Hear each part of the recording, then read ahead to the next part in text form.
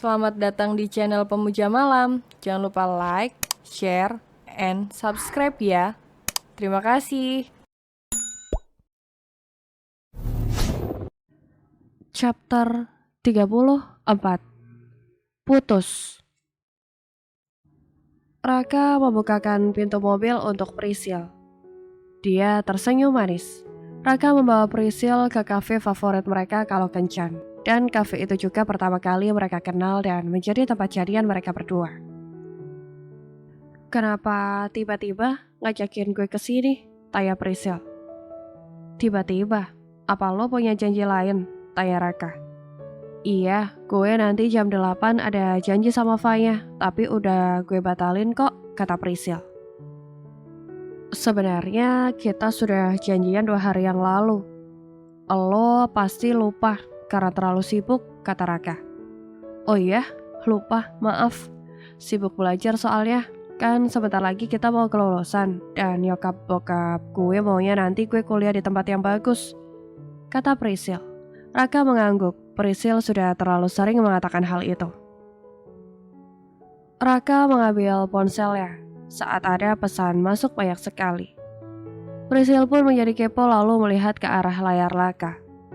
Kita lagi, selalu aja rese saat kita kencan, katanya merengut sambil melipat kedua tangannya. Raka tersenyum lalu mengusap rambut Priscil. Namanya juga anak kecil, pastilah akan selalu cari kakaknya, kata Raka. Gak bisa apa, 1 hari aja gak ganggu lo. Pergi gitu dari hidup lo. Lo punya kehidupan sendiri, bukan hanya ngurusin dia. Priscil kesal sekali karena selalu diganggu kita. Dia hanya meminta gue membelikan makanan saat pulang. Apa yang mengganggu? Oh iya, gue inget ada yang gue ingin tanyain sama lo soal... Belum selesai, Priscil memotong obrolan Raka. Pasti soal gue pergi sama cowok di restoran kemarin kan? Dia pasti sudah ngadu macam-macam sama lo. Gue gak ngerti mau gimana lagi sama adik lo itu. Dia memaki, menjambak dan menampar gue di tempat umum. Tega sekali dia memperlakukan gue seperti itu. Priscil nyerocos. Pergi sama cowok di restoran. Raka kaget. Jadi selama ini lo pergi sama cowok tanpa izin sama gue. Dan lo selalu tuntut gue untuk memberitahu dengan siapa saja gue pergi. Raka tertawa sambil tertawa. Tidak menyangka pacar yang sangat dia cintai dan percaya itu mengkhianatinya. Bukan begitu, gue bisa jelasin. Dia itu teman sekolah gue. Kita pasti salah paham. Kita. Lo terus menyalahkan kita.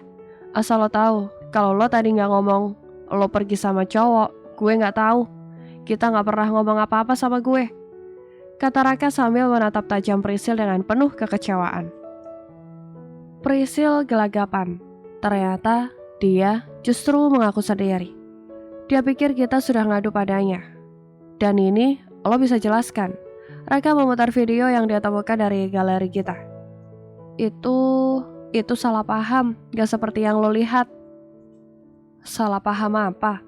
Lo masih mau menyalahkan kita karena dia merekam ini meskipun gue tahu dia akan merahasiakannya? Kita itu terlalu sayang sama gue sampai menyembunyikan semua ini agar gue gak sakit hati. Tapi Tuhan memberikan jalan lain dengan menunjukkan semua ini sama gue, kata Raka. Raka, dengerin gue dulu. Priscil memegang tangan Raka. Dengerin apa lagi? Cerita lo pergi sama cowok-cowok. Semua ini bukan salah gue, tapi salah lo. Lo cuek banget sama gue. Selalu gita-gita. Gak ada waktu buat gue, jadi gue mencari-cari kesenangan. Tapi jujur, gue hanya main-main sama mereka. Gue cintanya sama lo. Hanya lo, Raka. Salah gue ya.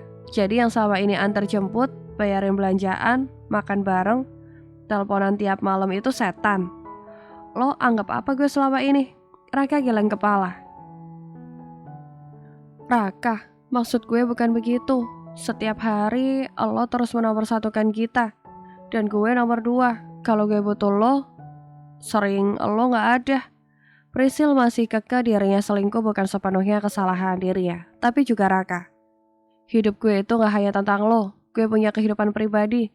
Sekolah, bareng keluarga. Kalau lo mau pacaran yang 24 jam nonstop, lo pacaran aja sama operator, ketus Raka. Raka, lo kenapa jadi kasar banget sama gue? Priscil menangis. Kasar ya? Lo sakit hati dengan ucapan gue? Apa lo pikir dengan lo selingkuh sama lo seperti itu, menurut lo gimana hati dan perasaan gue? Raka, gue khilaf, maafin gue. Priscil, sebenarnya gue ajak kesini mau membicarakan anniversary kita, tapi lo mengecewakan gue. Mulai saat ini kita putus, kita sudah tidak ada hubungan lagi. Raka meninggalkan Priscil yang terus menangis. Sesampai depan pintu, Raka berhenti. Gue sudah pesankan taksi, lo pulang naik taksi.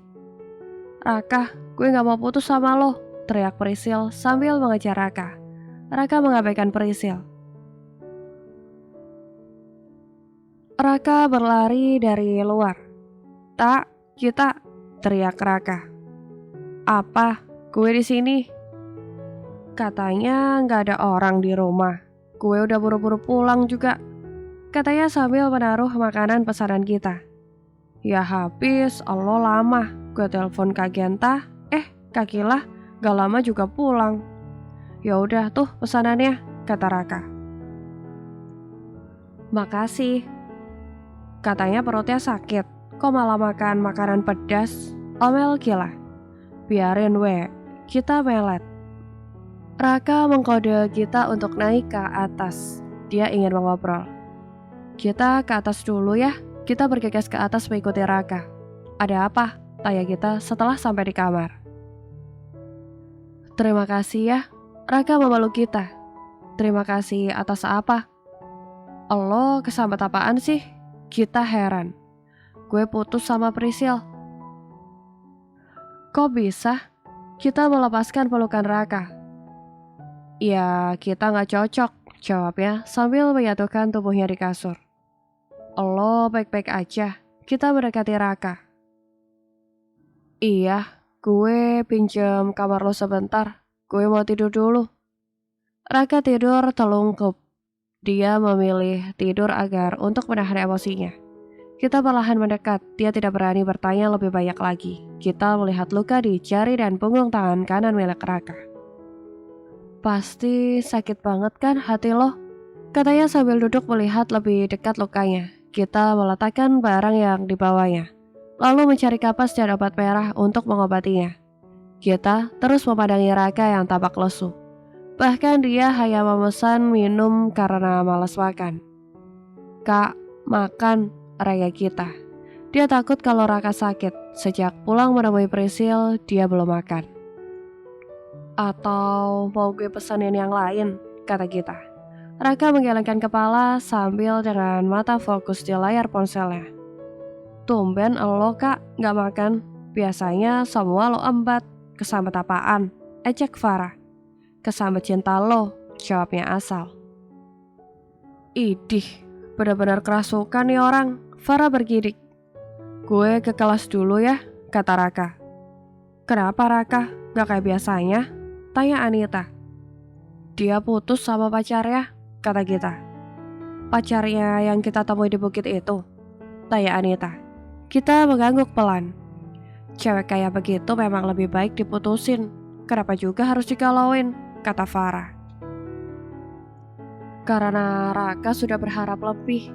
Mereka pacaran juga gak hanya sebulan 2 bulan. Maklumlah kalau dia sedih, jelas kita. Kita pergi menemui Gilang yang sedang main basket. Dia duduk sambil berpangku tangan, memikirkan bagaimana caranya agar Raka kembali seperti semula. Melihat kedatangan kita, Gilang langsung menghampiri, meminta temannya menggantikan dirinya. Gilang duduk di samping kita, tapi kita tidak sadar. Matanya terus menatap kosong ke depan. Gilang meniup wajah kita. Kita tersadar sama dari lamunannya lalu menoleh. Kak Gilang, sejak kapan di sini? Ngeliatin apaan sih sampai pacarnya duduk di sebelah aja gak sadar? Lo lagi ngincer cowok yang mana? Kata Gilang. Yang ini. Kita menuju Gilang yang membuat Gilang tersenyum kecil. Bisa aja ya gombalnya. Gilang mengacak-acak rambut kita. Kak, gue lagi galau.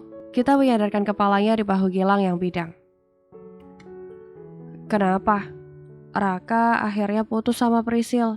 Dia sedih banget, gak mau makan. Ngomongnya sedikit, sering ngelamun. Kata kita dengan sedih. Gilang menatap langit, mencari ide untuk mengembalikan mood Raka. Gimana kalau weekend nanti kita ke pantai? Ajak Farah, Anita sama Vian juga. Nanti biar gue ajak Bayu biar seru. Boleh juga tuh, tapi gimana kalau Raka menolak? Kita yang awalnya antusias langsung melemas. Pujuk Raka, bukannya dia akan menuruti semua mau lo. Gilang mencolek hidung kita. Kita, gimana? Jadi nggak besok ke pantainya? Tanya Farah menatap kita. Pujuk Raka dulu tuh, dia nggak mau ikut, kata kita sambil membalikan badannya ke belakang. Kak, ikut kenapa loh? Kata Farah. Gak mau, kalau mau pergi, pergi aja. Raka kekeh gak mau ikut. Ya elah kak, gak ada lo gak rame. Vian ikut membujuk Raka. Kalian pada kenapa sih? Heboh banget. Harus gitu, gue ikut. Harus. Jawab kita Farah, Anita, dan Vian bersamaan. Raka menatap mereka satu persatu. Gue gak mau. Raka menggantungkan tasnya ke bahu kirinya, langsung keluar keras. Lama-lama kumpul sama mereka akan semakin dipaksa. Dia hanya ingin sendirian menenangkan pikiran. Buruan kejar Raka, ajak Vian. Kita, Farah, Anita, dan Vian mengejar Raka. Mereka terus membujuk meskipun Raka terus menolaknya. Langkah Raka terhenti saat melihat Prisil berdiri di gerbang sekolah. Mau ngapain lagi dia kesini? Kata Raka pelan. Prisil, ngapain dia kesini? Kata kita hendak menghampiri, namun ditahan sama Raka. Raka menggelengkan kepala agar kita tidak mendekati Prisil. Cabut, Raka mengajak yang lain untuk meninggalkan sekolah segera. Raka tunggu, Prisil berlari dari gerbang. Dia mengejar Raka sebelum masuk mobil dan menarik tangannya. Raka, tunggu. Gue tahu, lo marah, kesel, benci sama gue. Tapi di sisi lain, lo masih sayang kan sama gue? Lo belum move on kan dari cinta dan kenangan kita? Prisil memegang erat tangan Raka. Dia berharap ucapannya benar dan meluluhkan kemarahan Raka. Dan membuat hubungannya membaik lagi. Siapa bilang gue belum move on? Raka menepis tangan Prisil. Semudah itu lo move on. Mata Prisil berkaca-kaca. Lo pikir lo doang yang bisa melakukannya? Gue bahkan sudah menemukan orang yang lebih baik dari lo, kata Raka. Secepat itu, gue gak percaya. Prisil tidak percaya. Raka menarik tangan Farah yang hendak naik mobil. Farah berada dalam pelukan Raka. Raka, gue tahu lo bohong. Dia hanya teman sekelas lo kan? Gue tahu lo hanya panas-panasin gue. Biar gue cemburu kan? Prisil tidak percaya begitu saja. Raka membalikkan tubuh Farah hingga berada di depan Raka. Raka mendekatkan wajahnya. Dia mendekat meletakkan dua jarinya di bibir Farah. Lalu dia ikut menempelkan bibirnya di dua jarinya. Seketika hening, mengira Raka dan Farah berciuman. Prisil menangis. Dia tidak menyangka melihat Raka mencium cewek di depannya.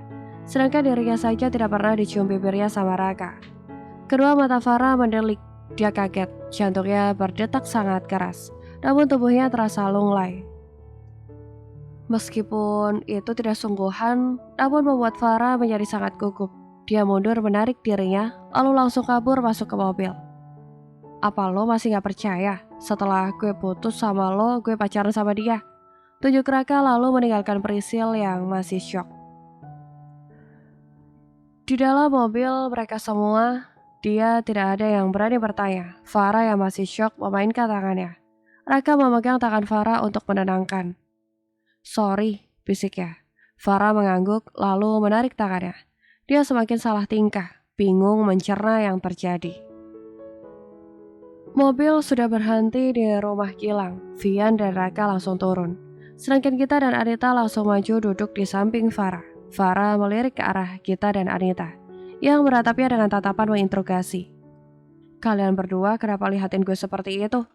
Farah memalingkan wajah kedua sahabatnya. Sejak kapan kalian pacaran? Tanya kita. Siapa yang pacaran? Terus kalau nggak pacaran, kok kalian berdua cuman mesra? Mana di depan sekolah lagi? Kita masih mencurigai Farah. Iya, kita aja yang udah pacaran beberapa bulan belum pernah tuh cuman, kata Anita. Siapa bilang kita belum pernah cuman? Orang udah buka segel, kata Farah sambil tertawa kencang. Dan kita pun refleks langsung memukul lengan Farah keras-keras. Beneran Git? Buka segel di hotel mana? Tanya Anita dengan polosnya. Gue lempar juga lo ke laut Nit. Mana berani gue buka segel, bisa-bisa dipenggal ini kepala. Yang ada tuh Farah open PO. Kita membalas ejekan Farah. Mulut lo Git. Kalau ada orang denger bisa dikira gue beneran. Gak apa-apa, lumayan kalau ada yang mau. Siap kita disusul dengan tawa kita dan Anita. Sudah, jangan ngelantur. Sekarang kembali ke inti, kata Anita masih dengan tertawa. Inti apaan coba? Iya lo sejak kapan pacaran sama Raka? Tegas Anita. Udah gue bilang gak pacaran. Asal kalian tahu, Raka itu hanya merekatkan wajahnya dengan wajah gue. Dia menempelkan jarinya di bibir gue. Dan dia cium itu tangannya sendiri, bukan bibir gue. Dan kalian pasti tahu kan penyebabnya itu apa? Jelas Farah sedetail mungkin agar kedua sahabatnya itu tidak terus mencurigainya. Pasti buat si Prisil cemburu, kesal dan berhenti mengejarnya, jawab kita. Nah, jadi kalian berdua jangan pikir yang macam-macam tentang gue sama Raka. Farah merasa lega, tapi kenapa wajah lo merona? Kita menyentuh pipi Farah dengan jari telunjuknya. Iya, sangat merona. Bahkan gue denger nih detak jantung lo sampai di sini. Tambah Anita. Dia ikut menggoda Farah. Kalian coba pikir aja sendiri. Gimana tiba-tiba seorang cowok melakukan itu sama lo? Gue gampar lah, jawab kita cepat dan tegas. Yaps, mana boleh main nyosor kayak gitu. Gak sopan kalau gue udah lapor polisi. Perasaan kok jadi gue lagi yang salah. Tapi benar juga, kenapa gue gak gampar Raka ya? Biasanya ada yang sentuh gue aja udah gue lempar sampai segitiga bermuda. Kecuali lo suka sama dia, atau kalian berdua saling menyimpan perasaan. Kita menatap Farah sambil tersenyum jahil. Karena sejarahnya seorang Abimanyu Raka Mahendra dan Anindya Farah Aulia saling suka. Gak ada, yang ada perang dunia ketiga, katanya sambil melipat kedua tangannya di dada. Ya, semoga aja gak kemakan omongan lo sendiri, seperti gue. Jatuh cinta karena karma gue sendiri yang terlalu mengabaikannya, kata kita sambil keluar dari mobil. Bersambung.